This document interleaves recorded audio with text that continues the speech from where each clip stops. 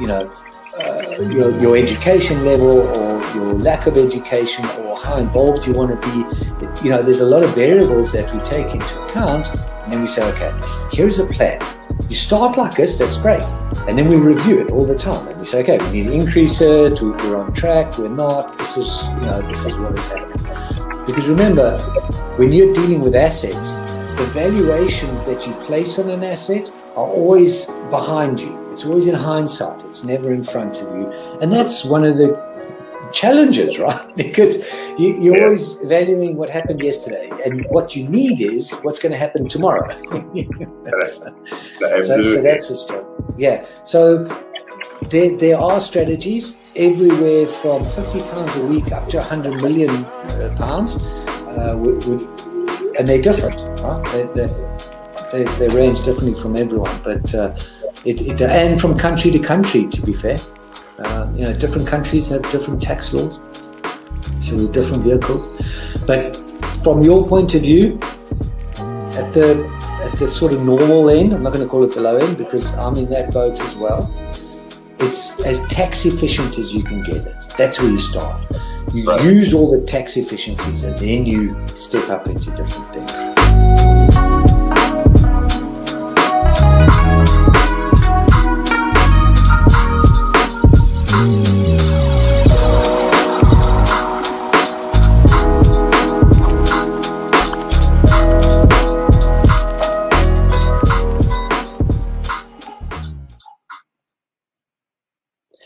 Hello everyone, and welcome back to The Happening. My name is Jorge Shaft, and I am here with Relaks Radio, talking about all the sort of things that happened this past week. I've decided, in this, while the other people were chatting, that I'm actually going to kind of slightly break the sort of order that I gave topics to Jamie, and I've decided I'm going to go to a reverse order of how I normally do these shows. And normally I start very kind of British focused stories and then expand outwards. I'm going to do the opposite because I've talked about, Afghanistan, thousands of miles away, very far away story. But then I'm going to shift over now to talk about the story in the Americas, both because it's more exciting and also because I think there's something of importance to be discussed here. And the way I put it to Jamie, the editor, the lovely person who makes all of this work, is I said, everybody gets a hurricane. And that's because there's quite a few very scary hurricanes out there. At the moment, as I speak, the southwest of Mexico is being absolutely devastated by a tremendous sort of twister. It's going around destroying cities in 3 different provinces. There's been loss of life, apparently.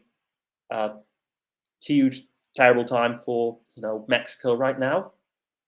This past week as well, beginning of the week, and I mentioned it was coming in the last episode, in New York, they had the Hurricane Henry, which caused pandemonium and chaos in New York City.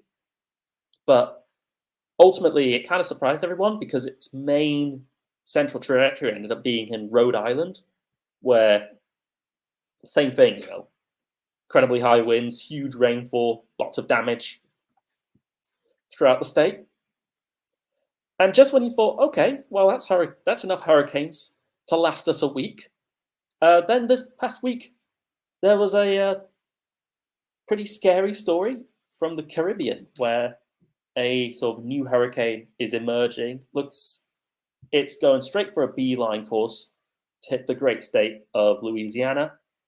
And they've called it Hurricane Nora, which should really kind of ring an alarm bell in your head because the kind of naming convention of hurricanes is sort of the superstition, at least, is to go, oh,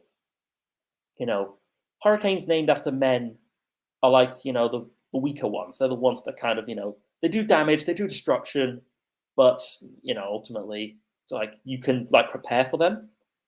Hurricane Nora is what they call a Category 1, which is the like the biggest, scariest, most horrendous hurricane you can have. It's barreling straight for Louisiana with a woman's name, which is the tradition of, oh yeah, we expect this to go really bad. And if you think like in the past, sort of past hurricanes, whose like names have been taken off the list of names you can put on because of like how destructive they were, you find names like Hurricane Katrina, Hurricane Sandy, big, terrible storms that caused loss of life and massive property damage. So much so that's like, yeah, we will remember this name forever. And most of them are all the women's names. So it's pretty alarm bells, isn't it? It's pretty, oh boy, if you live basically anywhere near the sea in the New World, you better be boarding up all of your windows and, praying to whatever God you believe in, because it looks like that God is about to punish you with a giant storm. Though I think, to be honest, anybody who's like listened to me for 5 minutes knows exactly what I'm going to say next. I'm going to say that this is a predictable thing that we knew was going to happen for quite a long time now. It's climate change. Everything's been going pretty much exactly as scientists said they was going to happen. Pretty for certain, with like pretty certain knowledge, like, yeah, this is a thing since the 40s, and speculated on and, quite reasonably sort of predicted as a potential problem. I remember reading, and for some reason, when I always think of this one sort of story that I once read, it was an article that was a letter to a newspaper that could have been written yesterday. It was talking about, yeah, so, we burn lots of coal in like our industry. We know that doing this creates carbon dioxide, which in laboratory experiments tends to heat up the, all of the kind of equipment. And we know for certain, like, yeah, this carbon dioxide like has a heating greenhouse effect, on all the sort of vessels, and we're worried that this will happen to the planet if we keep doing this. Written 1902. It was like pre-World War One, in that sort of era. It's like even then, scientists would, and it was signed by dozens of scientists, just writing to the Times, I believe it was, going, yeah, this is something we've noticed. This is something kind of scary. Maybe we should sort of think about this and deal with it.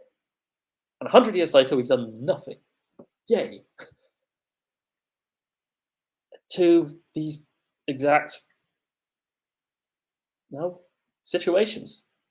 Huge hurricanes, very, very destructive, very scary named hurricanes, making repeated landfall on the United States and in Mexico. I mean, just this week, there was also a story about how sort of Germany marked the 1 month, I believe it was, anniversary of the huge storm and floods that took place there, which killed 180 people in Germany last month. I know, right? Makes you think, like, it's been a month already. But we'll discuss that. It's scary for another time. But it was just, and along with the huge loss of life, of course, there's thousands of people injured. Whole towns were sort of submerged underwater. My own family, actually, a lot of them live in Luxembourg, and their house got flooded. And I remember talking about it at the time with both of them and on Relaks Radio, which is like, hey, yeah, no, how's the sort of, how's the basement? And it's like, yeah, it's all flooded, and there's just been like this torrential storm that just dumped a year's worth of water on us in like 5 seconds. And you can only expect to see this become more common. Let's be real. Scientists have been saying, oh yeah, climate change is going to cause more storms and cause more extreme weather events for a while now. and now we're seeing it in action. I believe this hurricane season is even like on course to be one of, if not the sort of fiercest ones on record. And it's a pity that people will have to go through this. Do I have solutions? Well, I've repeated those as well. I think that we should drastically cut down on CO2 emissions. I think that we should, take climate change seriously, as bogus as that sounds. I've even been tending to think, could this be an excuse or like a legitimate reason to sort of, drastically reform the political institutions? And maybe there's a case for it. But what else is there to say? Huge storms, lots of damage, loss of life is skyrocketing again and again through all of these extreme weather events. And we know why it's happening, and we know what to do to lessen it or stop it. And yet we refuse. We just don't.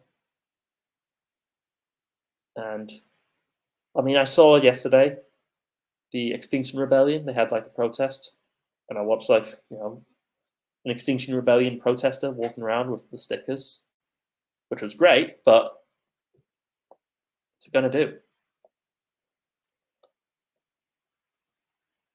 What do you think? Let me know in the comments of this live stream. And I look forward to seeing you all again very, very soon after some other people have a chat. They might have some strong opinions on climate change as well. So we'll be very, very attentive, I'm sure, to listen to what they have to say. See you soon. Again. But now, if you say to a child, if I went up to a child and said, you've had one to forget, God, there'd be an inquest. Me, why did you reject my son? Well, I haven't rejected your son. I want to talk about, how